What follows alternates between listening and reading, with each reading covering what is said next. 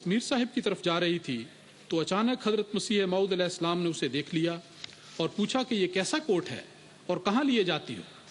खादिमा ने सारी तफसील बता दी कि किस तरह कोट भिजवाया गया, किस तरह इनकार हुआ और अब मैं ये वापस ले जा रही हूँ। हजरत मसीह मऊद अलैहिस्सलाम ने सुनकर फरमाया, वापस ना ले जाओ, इससे मीर साहिब की दिल शिकनी होगी। तुम ये कोट हमें दे जाओ, हम पहनेंगे और मीर साहिब से ये कह देना कि मैंने रख लिया है। ये दिल गुदाज वाक़या हजरत मसीह मऊद अलैहिस्सलाम के कल्ब अथर और आपके अखलाक फाजिला की क्या खूबसूरत अक्कासी करता है। एक तरफ इंतहाई शफकत और दिलदारी का मुजाहरा कि हुजूर ने वो मुस्तामल कोट खुद अपने लिए रख लिया कि हजरत मीर साहिब की दिल शिकनी ना हो। हालांकि हुजूर को कोटों की हरगिज कोई कमी नहीं थी और आपके खुदाम हमेशा आपके सामने बेहतर से बेहतर कोट पेश भी करते रहते थे, गोया किसी ज़रूरत के लिए नहीं, महज दिलदारी की खातिर। और मीर साहिब को दिल शिकनी से बचाने के लिए मुस्तामल कोट आपने रख लिया। दूसरी तरफ हजरत मसीह मऊद अलैहिस्सलाम की इंतहाई सादगी, बेनफसी, खाकसारी और इनकिसारी को देखिए कि दीन का बादशाह होकर उतरे हुए कोट के इस्तेमाल में जर्रा बराबर भी तामुल महसूस नहीं करते। हजरात, मैं इस वाक़े पर जिस कदर गौर करता हूँ वर्ताए हैरत में गुम होता चला जाता हूँ। चश्मे तसव्वुर से मैं देखता हूँ कि वो मुस्तामल और दुनिया की नज़र में बज़ाहिर रद्दी और बेकीमत कोट कैसा खुश नसीब लिबादा था कि उसे सरवर कायनात सल्लल्लाहु अलैहि वसल्लम के आशिक सादिक ने ज़ेब तन फरमाकर बरकत अता फरमाई। और जिस कोट को ये कहकर हिकारत से रद्द कर दिया गया था कि ये पुराना और मुस्तामल है, खुदाए बुजुर्ग व बरतर की तकदीर ने उसी कोट को मसीह ज़मान के वजूद की बरकत से उन कपड़ों में शामिल कर दिया जिनके बारे में ये इल्हाम हुआ कि बादशाह तेरे कपड़ों से बरकत ढूंढेंगे।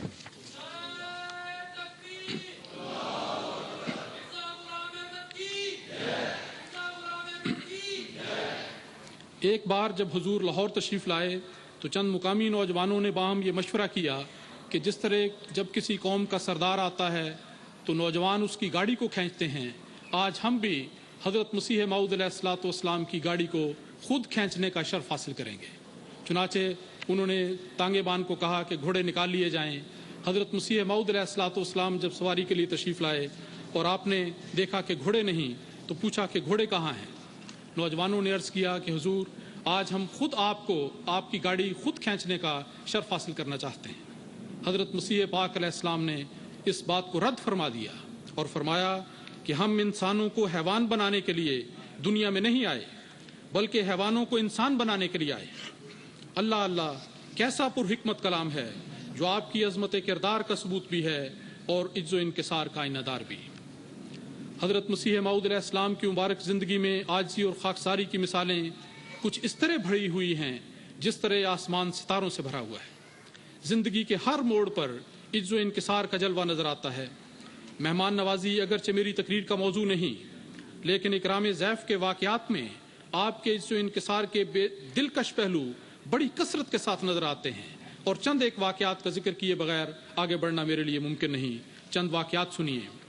हजरत मुफ्ती मोहम्मद सादिक साहब बयान करते हैं कि मैं एक दफ़ा हुजूर की ज़ियारत के लिए कादियान हाजिर हुआ तो हजरत मसीह पाक अलैहिस्सलाम मुझे मस्जिद मुबारक में ले गए जो उन दिनों बहुत छोटी हुआ करती थी। मुझे बैठने के लिए इशारा फरमाया और फरमाया, आप यहाँ बैठें, मैं आपके लिए खाना लाता हूँ। ये फरमाकर आप अंदर तशरीफ़ ले गए। मेरा ख्याल था कि किसी खादिम के हाथ खाना भेज देंगे, मगर चंद मिनट के बाद खिड़की खुली तो क्या देखता हूँ कि हुजूर खुद अपने हाथ में सीनी उठाए मेरे लिए खाना ला रहे हैं। मुझे देखकर फरमाया, आप खाना खाइए, मैं आपके लिए पानी लेकर आता हूँ।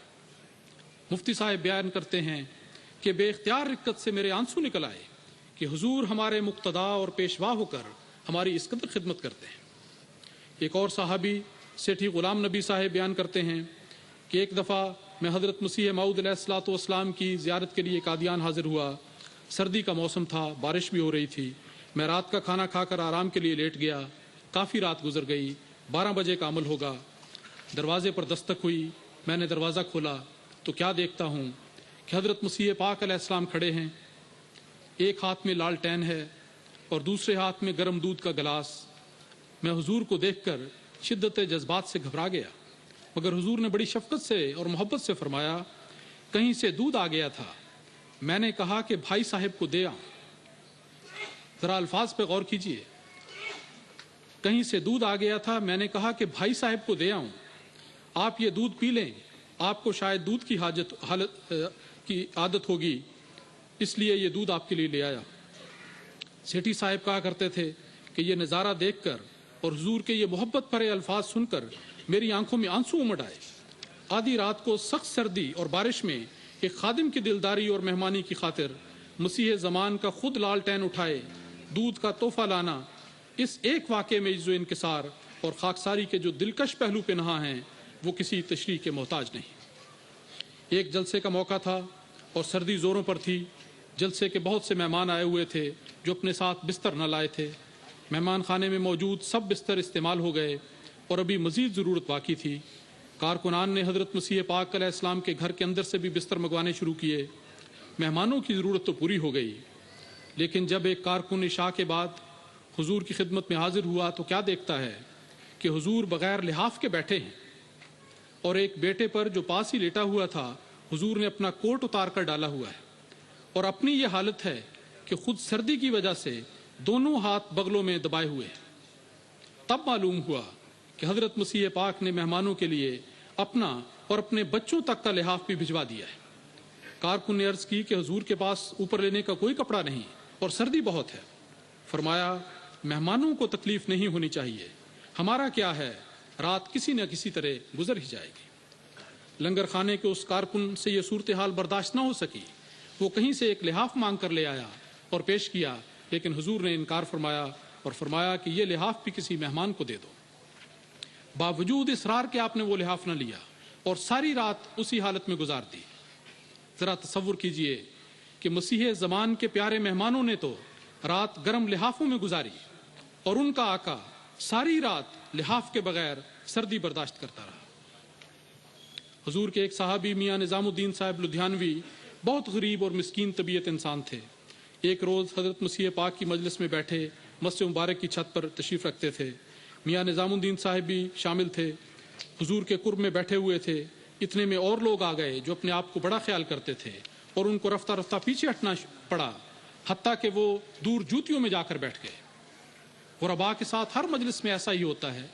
ممکن ہے میاں نظام الدین صاحب کو اپنی غربت اور مسکینی کی وجہ سے یہ بات محسوس بھی نہ ہوئی ہو، لیکن ایک درد مند دل تھا جو اس نظارے کو دیکھ کر محبت و شفقت سے گداز ہو گیا۔ جب کھانے کا وقت آیا، کھانا آیا، سب کے سامنے کھانا رکھا گیا۔ اس موقع پر حضرت مسیح موعود علیہ الصلوۃ والسلام کی دلداری کا نہایت ہی خوبصورت انداز ملاحظہ کیجیے۔ آپ نے ایک پیالہ شوربے کا ہاتھ میں لیا اور اس پر 2 روٹیاں رکھیں اور میاں نظام الدین صاحب کو جو دور جوتیوں میں بیٹھے تھے مخاطب کرتے ہوئے فرمایا، آؤ میاں نظام الدین، ہم اور آپ اندر بیٹھ کر کھانا کھائیں۔ یہ فرما کر حضور انہیں اپنے ساتھ اندر لے گئے اور انہیں یہ غیر معمولی سعادت حاصل ہوئی جو ہمیشہ ان کی نسلوں کو بھی یاد رہے گی۔ حضرات، واقعات بے شمار ہیں، سب کا تذکرہ ممکن نہیں۔ آخر میں یہ عرض کروں گا کہ عز و انکسار کے بارے میں حضرت مسیح موعود علیہ السلام کے مبارک ارشادات کے کچھ نمونے ہم نے سنے۔ جن عاجزانہ راہوں پر چل کر آپ نے قرب الہی کی منازل طے فرمائیں، ان میں سے چند راہوں کی شناسائی ہم نے حاصل کی۔ اب ان ارشادات پر عمل کرنا اور ان سب راہوں کی پیروی کرنا اور پیارے آقا کے مبارک نقوش پا پر چلنا ہم خدام احمدیت کا فرض ہے۔ ان راہوں پر چلنے کے لیے دعوت اور نصیحت بار بار ہمارے کانوں میں پڑتی ہے، اور کل کے خطاب میں سیدنا حضرت امیر المومنین ایدہ اللہ تعالیٰ بنصل عزیز نے بھی اسی عجز و انکسار کے اختیار کرنے کے بارے میں ایک بار پھر ہمیں توجہ دلائی ہے۔ پس اے فرزندان احمدیت، اٹھو اور اس ذرنی نصیحت پر عمل کرتے ہوئے عاجزی اور انکساری کے پیکر بن جاؤ۔ فروتنی اور خاکساری کا لباس پہن کر ان سب عاجزانہ راہوں پر قدم مارو جن کی نشاندہی حضرت مسیح پاک نے اپنے ارشادات اور نمونے کے ذریعے فرمائی۔